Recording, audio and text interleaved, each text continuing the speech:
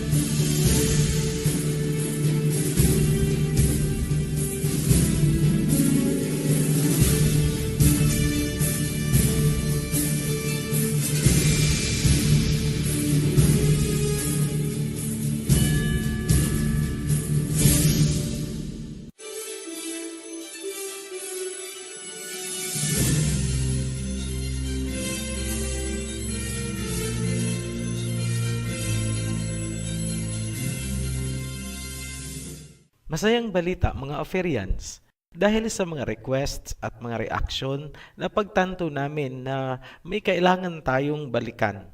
Kailangang maintindihan muna kung ano at paano nagsimula ang tao.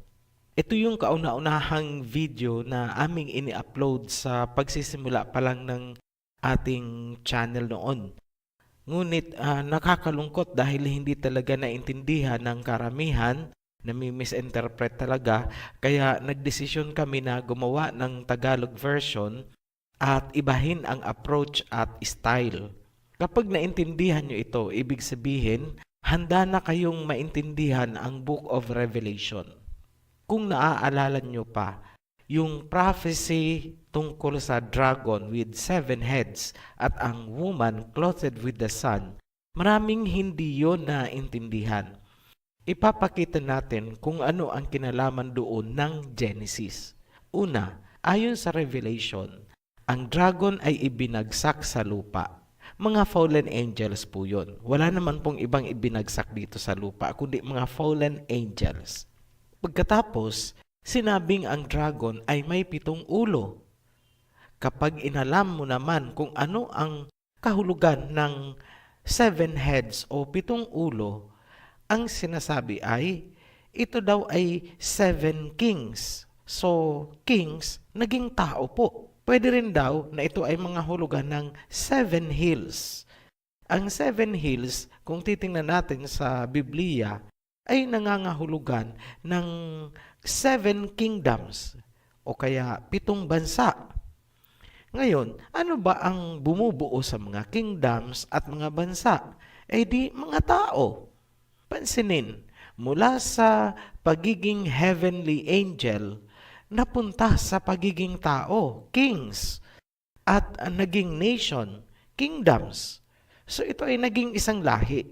Nag-iimbento ba kami ng ipapakahulugan? Hindi po. Lahat po yan ang nakasulat sa Biblia. Ngunit, bakit parang napaka-imposibleng paniwalaan? Ito po ang mga rason. Una, hindi naintindihan kung ano ang fallen angels at paano sila mag-interact sa tao gaya ng nangyari noon sa panahon ni Adam and Eve. So Genesis po yun. Pangalawa, hindi rin alam kung ano ang ginawa nitong mga fallen angels sa pinakaunang nilalang ng mga tao. Ngayon pa lang, pauunahan namin kayo. Hindi po namin sinasabi na ang human beings ay produkto ng evolution. Hindi namin itinuturo na ang evolution ang pinagmula ng tao. Yan ang parte na hindi naunawaan ng mga nanood noon sa English version, lalong-lalo na yung mga hindi tinapos yung video, hindi nila nakita yung pinaka-final conclusion. Kung ngayon pa lang, habang nanonood, abala naman sa kakaisip kung paano kukontrahin ang video na ito, imbis na makinig at aralin ang aming sinasabi, shut off na lang po ang video, manood na lang po ng action o science fiction. Ganito po natin aaralin ang topic na ito.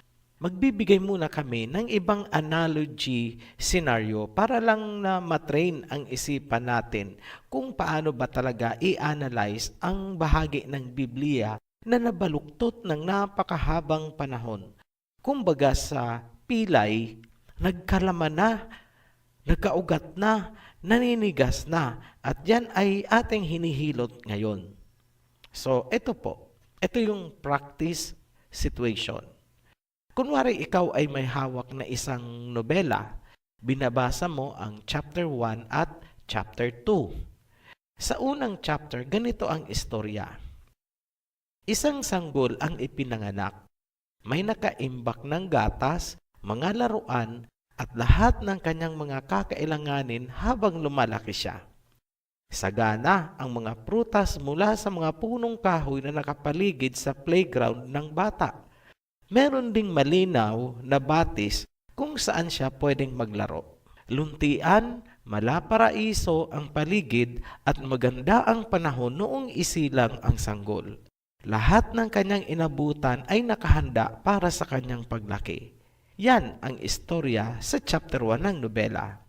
Pansinin ang nakahanda para sa sanggol, pansinin ang panahon, at ang kapaligiran noong siya ay isilang. Ngayon, tumuloy tayo sa chapter 2. Isang sanggol ang isinilang sa panahong napakainit ng araw. Namamatay ang mga halaman at mga punong kahoy sa paligid. Tuyo at nabibitak ang lupa dahil walang ulan na dumarating. Sa panahong ito, isinilang ang sanggol. Matapos maipanganak, naghanap ang kanyang magulang kung saan pwedeng dalhin ang bata upang mabuhay. Ang lugar na natagpuan ay tinaniman nila ng mga halaman at kahoy na namumunga. Doon lumaki ang bata. So yan po ang laman ng chapter 2. Mag-analyze po tayo. So practice analysis po ito. Ang sanggol ba na isinilang sa chapter 1 at ang sanggol na isinilang sa chapter 2 ay iisa lamang o magkaiba sila?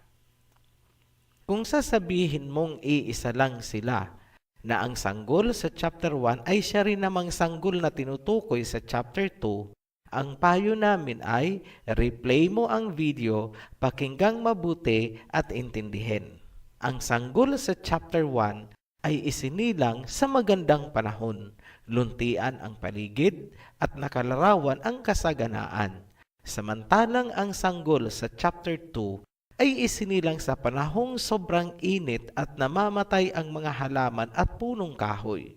Ibig sabihin, ang sanggol sa chapter 1 ay iba sa sanggol na nasa chapter 2. Yung context o mga pangyayari ang nagsasabi na magkaiba sila dahil hindi naman pwedeng magkasabay na pangit at maganda ang panahon.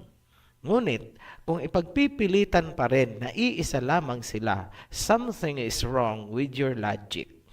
Ngayon, sa mga naiintindihan ang analogy story natin, congratulations! Makaka-level up ka na. Huwag mo lang hahayaan na guluhin ang isipan mo ng mga pasigaw-sigaw na mga sermon na nakakaparalisa sa wastong pag-iisip. Ginagarantiya namin na ang mga kaalamang binibigay namin ay lahat nasa Biblia. Kung babanggit man kami ng impormasyon na labas sa Biblia, yun ay para suportahan ang sinasabi ng Biblia. Yan, klarado po tayo. Ngayon, puntahan na natin ang Genesis para makita natin ang analogy ng kwento kanina. Paghahambingin natin ang chapter 1 and chapter 2 para patunayan na iba ang tao na tinutukoy sa chapter 1, iba yung nasa chapter 2. Hindi po sina Adam and Eve ang nasa chapter 1. Tingnan natin ang kapaligiran o environment. Genesis chapter 1 verse 29. Then Elohim said, I give you every seed-bearing plant on the face of the earth and every tree that has fruit with seed in it. Luntian ba ang paligid na inabutan ng first couple? Yes, ibig sabihin, hindi mala-desyerto ang panahon. Meron na bang mga punong kahoy na namumunga para may makain? Meron. Whole face of the earth pa nga. Ang sabi, I give you fruit-bearing trees. Buhay na buhay ba ang mga kahoy at halaman? Siguro po naman hindi magbibigay ang Panginoon ng patay na kahoy at natutuyong mga halaman. Sa makatuwid, pagdilat ng mata ng first couple at gusto nilang kumain, tara, mamitas tayo ng makakain. Ganyan po ang eksena. Nag-iimbento po ba tayo ng istorya? Hindi po, lahat yan ay nasa Biblia. Ngayon, pansinin natin ang chapter 2. Ito yung kay Adam. So this is Genesis chapter 2 verse 5. Now, no shrub had yet appeared on earth, and no plant had yet sprung up, for Elohim had not sent rain on the earth, and there was no one to work the ground. Then Elohim formed a man from the dust of the ground, and breathed into his nostrils the breath of life, and the man became a living being. Now Elohim had planted a garden in the east in Eden, and there he put the man he formed. The Elohim made all kinds of trees grow out of the ground, trees that were pleasing to the eye and good for food. Tingnan nyo ang panahon at sitwasyon kung saan dumilat ang mata ni Adam. Walang halaman, walang kahoy, not even shrub. Tuyot ang lupa, mainit. In short, parang disyerto, barren land. Sa makatuwid, ibang pangyayari, ibang lugar, at ibang panahon ito. Kabaliktaran ang sitwasyon ni Adam kumpara sa first couple sa chapter 1. Klarado po, di ba? Pansinin na sa chapter 1, wala pang tao, may nakahanda ng namumungang kahoy. Buong mundo pa, whole face of the earth. Samantala, sa chapter 2, andyan na si Adam, saka palang nagtanim ng kahoy. Nakita nyo po ang kaibahan? Sa chapter 1, wala pa yung tao, nakatanim na at namumunga na ang mga kahoy. Dito sa panahon ni Adam, nandyan na si Adam, saka palang nagtatanim ng kahoy. Tingnan nyo naman ang mandato sa first couple at ihambing natin kay Adam. Ang first couple ay inutusan na magpakarami, populate the world, kaya nga inihanda ang mga fruit-bearing trees in the whole face of the earth. Ibig sabihin, ang couple at ang kanyang mga anak ay pwedeng umikot buong mundo. Malaya silang mag-migrate kung saan nila gusto. May pagkain na inihanda para sa kanila. Go forth and multiply. Ganyan din po ba ang sitwasyon ni Adam at Eve sa chapter 2? Basahin natin. Verse 5. Now, no shrub had yet appeared on the earth, and no plant had yet sprung up, for Elohim had not sent rain on the earth, and there was no one to work the ground. So ano po yung expectation? Dapat may magtatrabaho sa lupa para magtumubo yung mga halaman. So, tama po ba ang interpretation natin na expected sina Adam na magtanim? So, tingnan natin sa verse 15. So, same chapter pa rin po tayo, Genesis chapter 2, verse 15.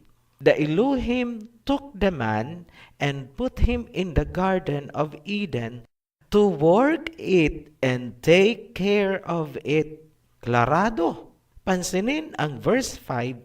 Walang halaman o anumang pananim dahil walang ulan at walang magtatrabaho ng lupa. Tapos, pagpasok ng verse 15, sinabi na inilagay daw doon si Adam upang magtrabaho, till the ground, work it, and take care of it. Malinaw, di ba? Ano siya dito? Gardener and caretaker. Yan, maliwanag na hindi si Adam ang nasa chapter 1 na sinabihan na go around the world and populate it. Hindi po siya yon dahil si Adam ay nakakulong sa garden. Doon lang siya mag-i-stay dahil siya ay magtatanim.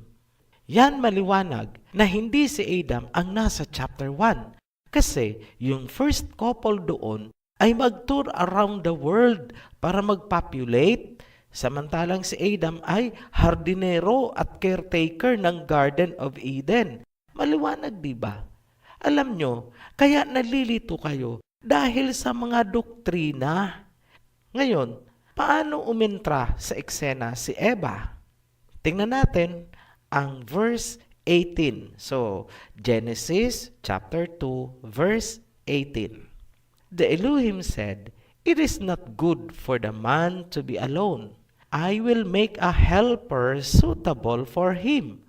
Ayan, klarado na naman na helper ang papel ni Eve. Hindi po lover.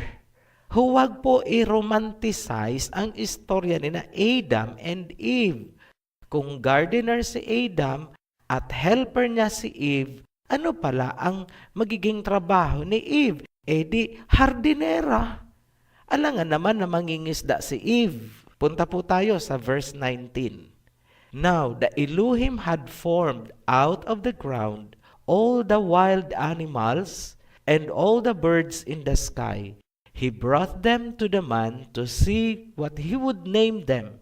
And whatever the man called each living creature, that was its name. May napansin po ba kayo? Ayon sa Genesis chapter 2, verse 19, na unang ginawa si Adam, sa huli ginawa ang mga hayop. Kabaliktaran po ito ng nasa chapter 1. Sa chapter 1, nauna po ginawa ang mga hayop. Pinakahuling ginawa ang tao.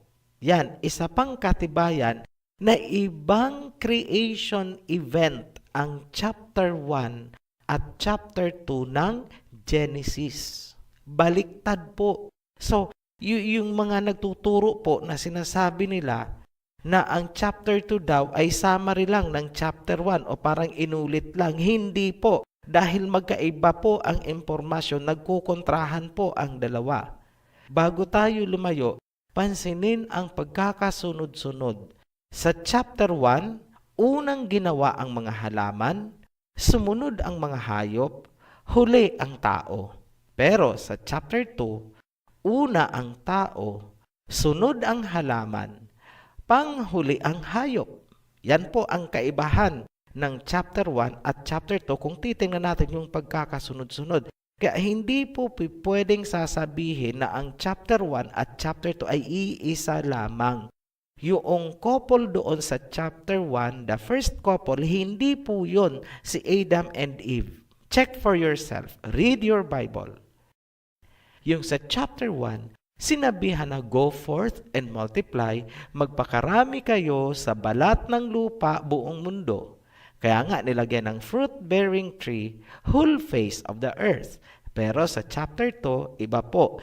Hindi pwedeng umalis sina Adam and Eve sa garden, nakakulong lang sila doon at hindi sila pwedeng lumabas, secured. Paano namin nasabi? Kasi may mga responsibilidad sila. Maliban dyan, may perimeter fence ang garden, may gate na gwardyado ng angels. Ano ang responsibility ni Adam and Eve?